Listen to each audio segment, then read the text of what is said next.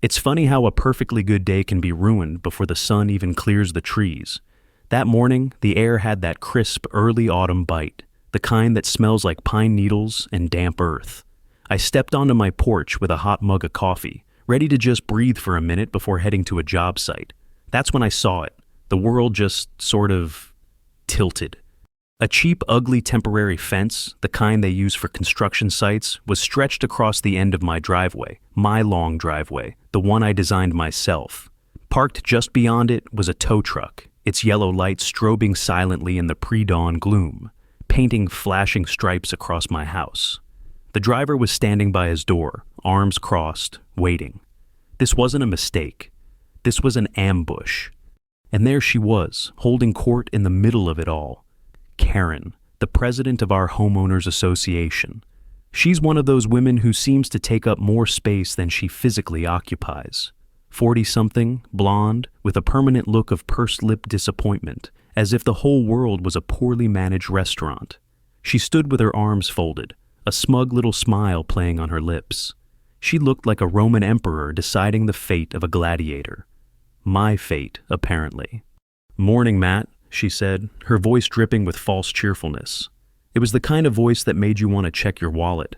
I didn't answer. I just walked down the steps, the warmth of the coffee mug doing nothing to stop the cold knot forming in my stomach. I stopped a few feet from the ridiculous fence. "Karen, what is this?" She held up a piece of paper like a trophy. "This," she announced, "is a notice of violation." She stepped forward and practically slapped it into my chest. "Your driveway, as you know, has been a point of contention." I glanced at the paper. It was full of official-sounding nonsense, but my eyes caught the numbers at the bottom, a $500 fine, and another $200 for every day the violation wasn't rectified. I looked past her at the tow truck, then at my own work truck parked where I always left it. The hook on the tow rig was dangling, ready. It was all starting to make a sick kind of sense. This happened to me, and if you're watching Karenology, you know it's never just a misunderstanding. "A point of contention?" I said, my voice dangerously quiet. "This driveway is a designated fire lane. It was approved by the city and the county before this neighborhood even had a name. You know that." She waved a dismissive hand. "Old rules, Matt. The board passed a new bylaw, aesthetics and conformity. Your driveway is precisely 3 feet longer than the new regulations allow. It's an eyesore and a liability." An eyesore. I spent a month designing that driveway. It wasn't just asphalt. It was an integral part of the landscape, a critical piece of the drainage system for the whole hillside. I looked past her, at my truck. Through the windshield, I could see the glint of my old laser level lying on the dashboard. It was a gift from my mentor, a man named Frank, who got his career ruined by people like her, people who twisted rules until they became weapons. He always said, "Paper can lie, the ground can't." The sight of it was like a shot of cold steel into my spine. Have you ever felt that? That moment where the fog of confusion burns away and all that's left is pure, cold clarity? I folded the notice and tucked it into my back pocket. "So, you're going to have my truck towed and then what? Tear up my driveway because you and your little club held a secret meeting?" "It wasn't a secret," she sniffed, enjoying herself way too much. "It was a properly convened session. It's your responsibility to keep up." She glanced at the tow truck driver and gave him a little nod. "The violation needs to be removed, and so does your vehicle." The driver, a big guy who looked like he'd rather be anywhere else, started walking toward my truck. The clink of the chain he was carrying was the only sound in the quiet morning air. This was it. The first move. And if a story like this gets under your skin, if you've ever been pushed around by someone with a little bit of power and a whole lot of nerve, you know what to do. Hit that like button. Karen turned to leave, her victory lap complete. "It's for the good of the community, Matt," she called over her shoulder.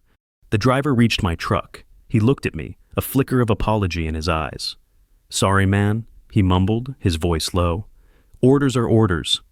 I watched him kneel down, ready to hook the chain to my axle. Orders. I took a slow sip of my now lukewarm coffee. I was about to give some of my own. "Orders," I repeated softly, the word tasting like ash in my mouth. I set my coffee mug down on the porch railing with a deliberate click. I wasn't going to yell. I wasn't going to make a scene. That's what she wanted. I looked at the driver. "Son, before you do that, You might want to call your dispatcher and ask him what the penalty is for obstructing a designated emergency access route. It's a state law, not a homeowners association guideline. We're talking a 5-figure fine and possible seizure of your vehicle. The driver froze, his hand hovering over the chain. He looked from me to Karen, his brow furrowed in confusion. He was just a guy trying to do his job, and I had just dropped a bomb on his morning. "Don't listen to him," Karen snapped, her voice a little too sharp. "He's bluffing." I didn't even look at her. My eyes were locked on the driver. "Am I? Your truck, your license on the line? I'm just a guy with a long driveway. What's it to you? Make the call." I turned and walked back into my house, not waiting for an answer. My heart was hammering against my ribs, but I walked slowly. Let me tell you, there's nothing more terrifying than a bluff you're not entirely sure you can back up. I went straight to my office, to the big flat file cabinet where I keep my old project blueprints. I pulled out the original plans for my house, the ones stamped with official seals from the city planning office and the county fire marshal. I unrolled them on my desk. The paper was thick, almost like cardboard. There it was in crisp black ink. My driveway, clearly marked with the official designation, dual use, private emergency access. I took a photo of the seal and the designation with my phone. Then I rolled the plans back up. I had a meeting to attend. The emergency board meeting was held that evening in the community clubhouse, a sterile room that always smelled faintly of stale coffee and desperation. Karen sat at the head of the table, flanked by her 2 loyal cronies, a pair of retirees who nodded at everything she said. The third board member was a man named Henderson, a nervous bird-like fellow who avoided eye contact with everyone. I let them go through their little procedural song and dance. Then it was my turn. I didn't raise my voice. I simply unrolled the blueprints on the table, the heavy paper making a satisfying thwump. "These," I said, pointing to the official stamps, "are the city and county approved plans for my property. As you can see, the driveway is not a driveway. It is a designated fire lane. Your new bylaw, whatever it is, cannot supersede state and county safety regulations." I felt a surge of triumph. Checkmate. Karen didn't even flinch. She slid a thin folder across the table. "And these," she said with a dismissive wave, "are the minutes from our last board meeting where we adopted the new community aesthetic code." I opened the folder. It was a few pages of dense, legal-sounding jargon, but the gist was clear. It gave the board sweeping powers to regulate anything from the color of your mailbox to the length of your driveway, and at the bottom were the signatures. Hers, her 2 nodding dogs, and a shaky, almost illegible signature from Henderson. "This is meaningless," I said, pushing it back. "You can't just vote away a fire lane." "We didn't," Karen said, her smile widening. "We voted to enforce a uniform aesthetic. The fact that it conflicts with your special arrangement is unfortunate. But the rules are the rules." I looked at Henderson. He was staring at his hands, his face pale. I leaned forward. "Mr. Henderson, you signed this? You're voting to block access for a fire truck to save your own home, just for aesthetics?" He flinched. He wouldn't look at me. He just mumbled, his voice barely a whisper. "We're just following the rules." Karen said, "She said it's safer for everyone." Safer. The word hung in the air, utterly absurd. I felt like I'd walked into a madhouse. Have you ever been in a room where the truth doesn't matter? Where logic is turned on its head and you're the only one who seems to notice? The vote was a formality. My appeal was denied, 3-1. As they officially closed the meeting, Karen leaned toward me, her voice a low, venomous whisper meant only for me. "This is just the beginning, Matt. By the time I'm done, you'll be begging to sell." She gathered her papers, her movements crisp and victorious. She thought she had me trapped in her paper maze. But as I walked out into the cool night air, the smell of freshly cut grass hanging in the darkness, I knew this wasn't about paper anymore. Her threat wasn't just about a fine. It was a promise. Her promise echoed in my head all the next day. It wasn't just a threat. It was a declaration of war. And let me tell you, when someone declares war, you find out real fast who your friends are. The next phase of her attack wasn't a fence or a fine. It was worse. It was silent. It was everywhere. It started with a post in the neighborhood Facebook group. That's the modern-day town square, right? Except the stocks are digital, and the rotten fruit is made of pixels and lies. Karen uploaded a photo of my driveway. But it wasn't a normal photo. It was taken from a low angle, with a wide-angle lens, making my driveway look like an 8-lane superhighway cutting through a pristine forest. It was a masterpiece of dishonest framing. The caption was even worse. A concerned neighbor's photo of the dangerous, unapproved structure on Lot 7. Our children play on these streets. Is this kind of blatant disregard for community rules what we want? The board is handling it, but we need everyone's support to keep our neighborhood safe and beautiful. The comments came in like a tidal wave. Disgraceful. How is this allowed? Think of the kids. People I'd known for years, people I'd shared a beer with, were piling on. They saw a picture and a call to arms, and they didn't stop to ask a single question. It was a digital mob, and Karen was holding the torch. I tried to fight back. I posted a reply with a picture of my actual blueprints, showing the fire marshal's stamp. I explained that the driveway was a required safety feature. You know what happened? My comment was deleted within minutes. Then I was blocked from posting altogether. She was the group administrator. Of course she was. It was her private kingdom. The digital attack quickly bled into the real world. The next morning, I was packing up my truck for a job, a big one, a retaining wall for a new client. My phone buzzed. It was the client. Matt, he said, his voice awkward. Listen, I've got to put a pause on the project. My wife, she's in the neighborhood group. She's not comfortable. Not comfortable? I asked, a cold dread creeping up my spine. It's a retaining wall. I know, he stammered. It's just the stuff online, the violations. We don't want any trouble with the homeowners association. He hung up before I could argue. It was a $12,000 contract. Gone. Just like that. An hour later, another client, a smaller lawn care contract, canceled too. The reason was vague, but I knew. The poison was spreading. The daily fine notices kept appearing, tucked under my windshield wiper like mocking little white flags of surrender. 500, 700, 900. The number was climbing, a constant nagging reminder of the hole Karen was digging in my finances. That evening, I did something I rarely do. I went to the local bar, a place called the Tap Room.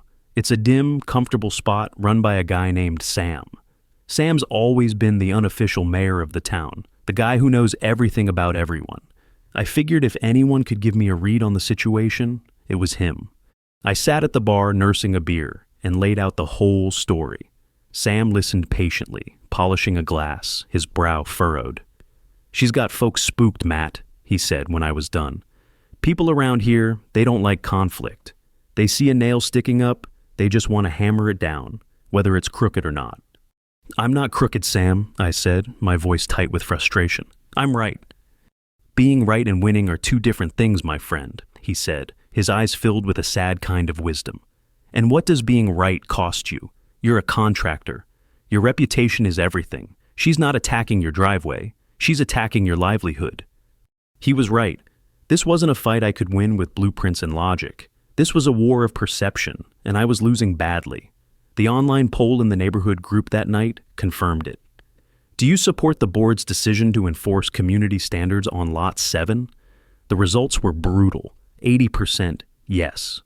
I felt cornered, hemmed in by lies, whispers, and the quiet judgment of my neighbors. Have you ever been made to feel like the bad guy even when you know you've done nothing wrong? It's a uniquely lonely feeling. I left the bar feeling lower than I had in years. The air outside was cold, and the streetlights cast long, distorted shadows. As I pulled up to my house, my headlights swept across my front yard. For a second, I saw a figure standing near the woods at the edge of my property. They ducked back into the trees as my truck got closer. It was probably just a deer, but in the deepening paranoia of the last few days, it felt like something else. It felt like I was being watched. The feeling of being watched didn't go away. It clung to me like the damp autumn chill. I knew fighting Karen's rumor mill on her own turf was a losing battle. I needed allies. I needed a different kind of weapon, one that wasn't made of paper or pixels. So I assembled my own little team, a triad of ghosts from the town's past and present. First, I called Arthur. Arthur was a retired fire inspector, a gloriously grumpy old bear of a man who'd seen it all and hated most of it. He'd been a friend of my mentor, Frank, and he despised bureaucratic nonsense more than anything. I found him in his garage, tinkering with an old lawnmower engine, the air thick with the smell of gasoline and cut grass. A homeowners association blocking a fire lane? He grunted after I explained the situation. That's a new level of stupid, but they'll bury you in bylaws, kid. They're good at that. He wiped his greasy hands on a rag. You need something they can't vote away, something real. Next, I went to the town library and found Jill. She was a college kid, a history major interning in the town archives. She had bright, curious eyes and a belief that every problem had an answer, if you just knew where to look. She was the polar opposite of Arthur's cynicism. I needed that too. The original development plans are public, I told her, but what about the meeting minutes from back then? The negotiations between the developer and the county? I was looking for the why. Why was my driveway, and two others like it, so important? Jill lit up. The microfilms. Nobody ever wants to look at the microfilms. She led me to a dusty back room, a graveyard of forgotten history. For hours, we scrolled through fuzzy, black and white images of old documents. My eyes started to burn from the strain. It was a sea of boring resolutions and property line adjustments. I was about to give up. Wait, Jill whispered, her finger tapping the glowing screen. Look at this. It wasn't a plat map or a legal agreement. It was a piece of correspondence, a letter from a major insurance underwriter to the original developer, dated 1988. My eyes scanned the typewritten words. It was an offer, a massive reduction in the fire insurance premiums for the entire subdivision, contingent on the creation of 3 unobstructed all-weather emergency access routes spread across the development's hilliest sections. My driveway was one of them. It clicked. This wasn't just about a fire truck getting in. This was about money. It was about the entire neighborhood's insurance rates. I felt a jolt of electricity. This was it. The silver bullet. We've got her, I said, a grin spreading across my face. She can't argue with this. My final stop was Sam's bar, the tap room. Sam was my eye on the street. I told him about the insurance letter, feeling the weight of the last few days finally start to lift. This was the proof I needed. But Sam didn't look as thrilled as I felt. He just polished the bar, his expression unreadable. That's a strong hand, Matt, he said slowly. But are you sure you want to play it? What are you talking about? This proves I'm right. It also proves that if you win, everyone's insurance rates might go up, he said, finally looking at me. Karen's telling everyone you're a troublemaker. If you go in there and wave a letter that could cost every person in this neighborhood a few $100 a year, you're not just a troublemaker anymore. You're the guy who costs them money. The air went out of me. He was right. Karen had painted me as the villain. If I used this, I'd be proving her right in the eyes of everyone who'd already condemned me. She had twisted the narrative so perfectly that my own silver bullet was aimed right back at my own head. That night, I sat in my office, the insurance letter on the desk in front of me. The whole situation felt like a trap designed by a madman. Have you ever held the winning card, only to realize that playing it would make you lose everything? The silence of the house was deafening, broken only by the hum of the refrigerator. The solution was right there, but using it felt like another form of defeat. I decided to play the card. Sam's warning echoed in my head, but what other choice did I have? I was hemorrhaging money, and my reputation was in tatters. I had to believe that the truth, presented clearly, would cut through the noise. It was a fool's hope. The next homeowners association meeting was packed. Word had gotten out that I was bringing new evidence. The room was buzzing with a hostile energy. People weren't looking at me with curiosity. They were looking at me with suspicion, like I was about to pick their pockets. I stood before them, my hand steady despite the knot in my gut. I didn't talk about my rights. I didn't talk about the fines. I talked about their money.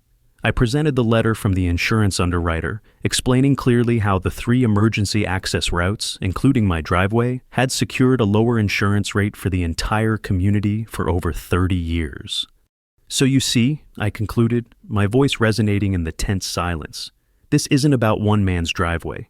This is about a foundational agreement that benefits every single homeowner here. I looked around the room, expecting to see dawning realization, maybe even a few nods of support. I saw nothing, just blank guarded faces. Then Karen stood up. She wasn't angry, she was smiling. It was a calm, predatory smile that sent a shiver down my spine. "Thank you, Matt, for bringing this historical document to our attention," she said, her voice smooth as silk. "It's always good to be thorough. which is why, in anticipation of this, we consulted our own expert. She gestured to a man in a crisp suit sitting in the front row. He stood up and introduced himself as a senior broker from the very insurance company that currently held the policy for our neighborhood. He looked slick, confident, and vaguely familiar, though I couldn't place him. That agreement from 1988, the broker announced, addressing the room, was superseded by a new policy framework in 2005. The premium discounts are now based on an entirely different set of metrics: fire hydrant proximity, sprinkler systems, things like that. The existence of those old access lanes has absolutely no bearing on our current rates. He sat down. The room erupted, not in applause, but in a low, angry murmur directed at me. I was stunned. It was a perfect, clean-limbed lie, delivered with absolute authority. I looked at the faces in the crowd, my neighbors. They weren't just suspicious anymore. They were furious. I hadn't come in as a concerned neighbor. I had come in as a con man, trying to trick them with an outdated piece of paper. I had played my ace, and she had trumped it with a card she'd printed herself just for the occasion. After the meeting, the room cleared out quickly, people avoiding my eyes as if I had a contagious disease. I was left standing alone. And then, the final blow. Sam, the bartender, the one person I thought was at least a neutral observer, walked over. He didn't look angry, he looked scared. "Matt," he said, his voice low and strained, "you gotta stop. Just give her what she wants. Pave over the end of the driveway. It's not worth it." "Give her what she wants?" I was incredulous. "Sam, she's lying. That broker—" "I don't care," he cut me off, his eyes darting around the empty room. "Karen's friends with the head of the state liquor board. She made a call. Just a friendly chat," she said. "About how my license is up for renewal next month. About how a bar with community complaints might have a hard time getting it approved." He looked at me, his face a mask of defeat. "I've got a family, Matt, a mortgage. Just let it go." He turned and walked away without another word, and that was it. That was the moment the floor fell out from under me. It wasn't just about money or reputation anymore. She had turned my friends against me. She had isolated me completely. Have you ever been betrayed by someone you trusted? Not out of malice, but out of fear? It's a special kind of hurt. It's a quiet poison that makes you question everything. I drove home in a daze. The world felt muffled, distant. I pulled into my driveway, my beautiful, functional, now infamous driveway, and just sat in the truck, the engine ticking as it cooled. The legal fees were piling up. My business was dead in the water. My one piece of solid evidence had been publicly discredited, and my only ally had just abandoned me. Karen hadn't just won, she had annihilated me. I felt a profound sense of failure, a weariness so deep it settled in my bones. For the first time I thought, maybe Sam was right. Maybe it was time to just give up. Giving up felt like drowning. For a full day, I let the feeling pull me under. I didn't answer the phone. I watched the fines pile up, each one a little paper tombstone, on my kitchen counter.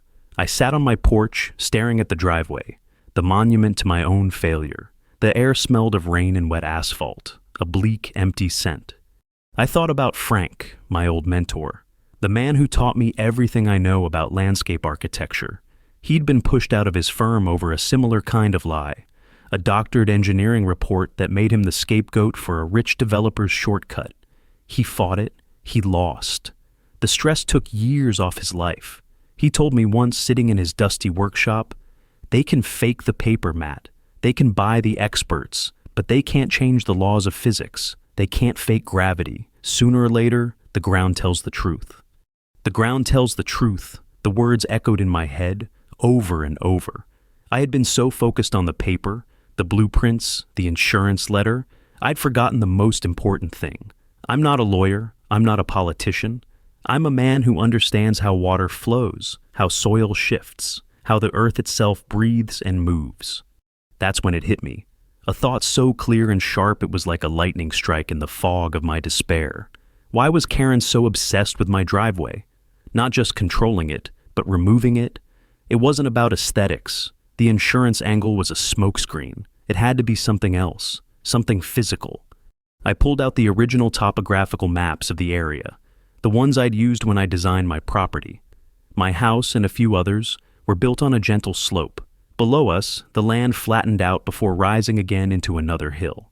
My driveway wasn't just a path. I had designed it to be a crucial part of the hillside's drainage. The specific grade, the porous sublayer, the hidden French drains along the edge. It was all designed to channel heavy rainwater safely away from the foundations of the houses below. What if she wasn't trying to get rid of my driveway? What if she wanted to replace it with something else? My blood ran cold. The next evening, I got my answer. A car pulled up quietly to my house, its headlights off. It was Henderson, the nervous little man from the board. He scurried to my door, looking over his shoulder like a spy in a cheap movie. "I can't be here," he whispered, his hands trembling. "She'd kill me." "What do you want, Henderson?" I asked, my voice flat. He thrust a folder into my hands. "She made me sign it this morning. She said it was just a formality." I opened it under the porch light. It was a work order, a contract with a landscaping company to begin preliminary grading and soil removal on a new community park. The location of the park was marked on an attached map. It was the exact footprint of my driveway. The name of the landscaping company? KB Contracting. The K was for Karen. The B was for her husband, Bob. It all fell into place. The P&L, her profit and loss. It was a simple, grubby little scheme. Get rid of my driveway, declare the land unused community property, and then award her husband a fat, no-bid contract to build a useless park, paid for by our homeowners association fees. The fines, the social pressure, it was all just a smokescreen to force me out of the way. "She's starting work before she even has legal right to the land," I said, a slow, cold anger beginning to burn away my despair.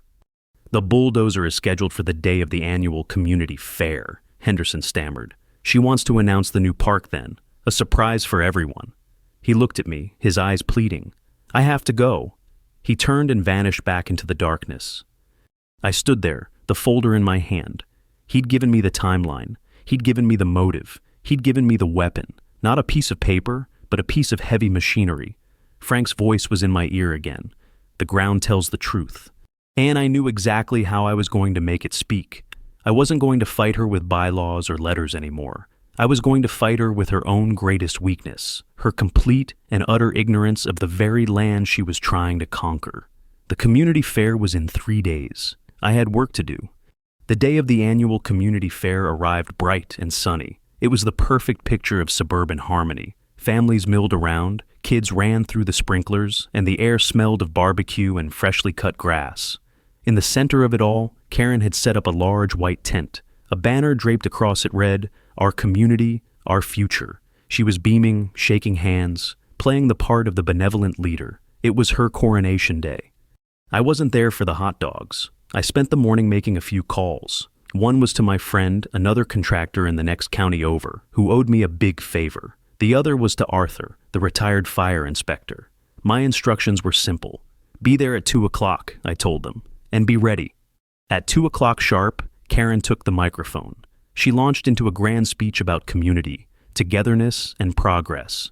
She painted a beautiful picture of a neighborhood moving forward, united in its vision for a better, more beautiful home. Then she got to the main event. "And as a symbol of that progress," she announced, her voice swelling with fake emotion, "I am thrilled to unveil the board's next project. A brand new community park, a place for our children to play, right here."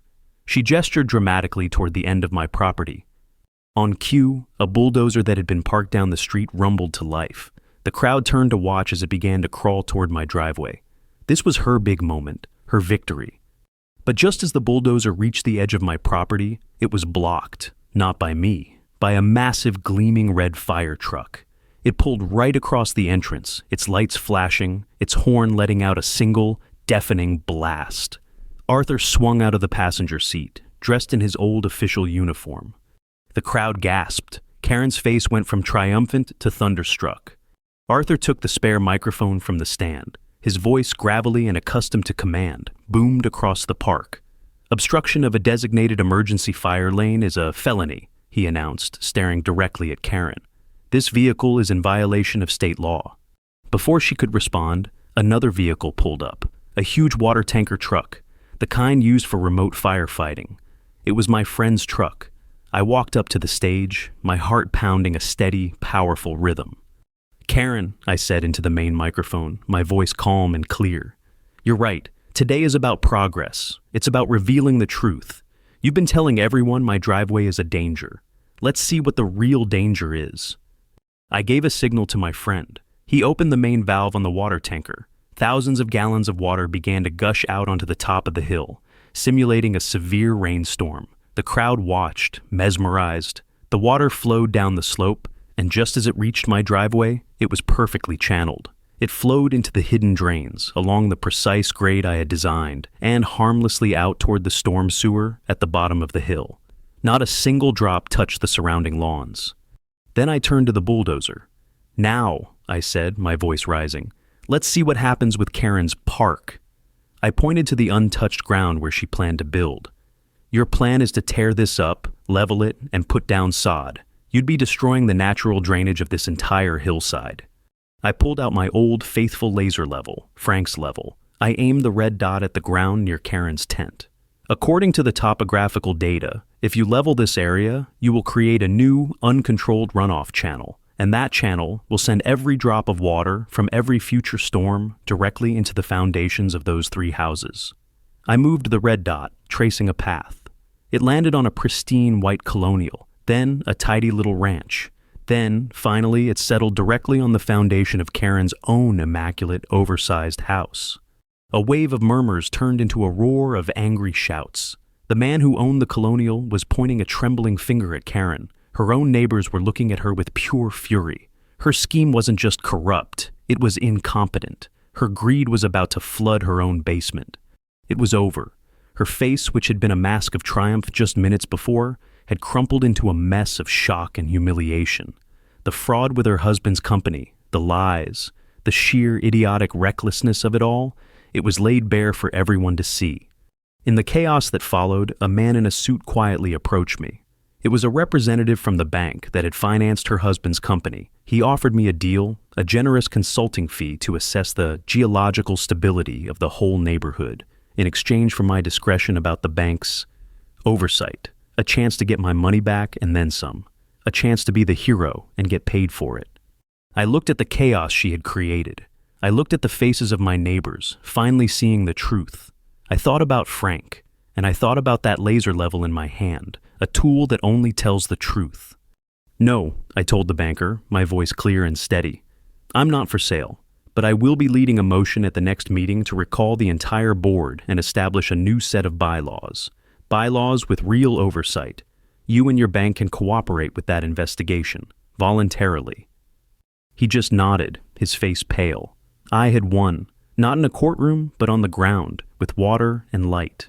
But it came at a price. I had spent my savings. I had alienated friends.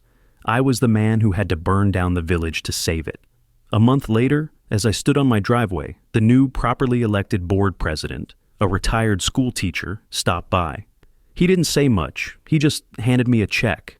It was a refund for every penny of the illegal fines Karen had levied against me, paid for out of the emergency fund. Justice. It wasn't loud. It wasn't glorious. It was just balanced, like the ground under my feet.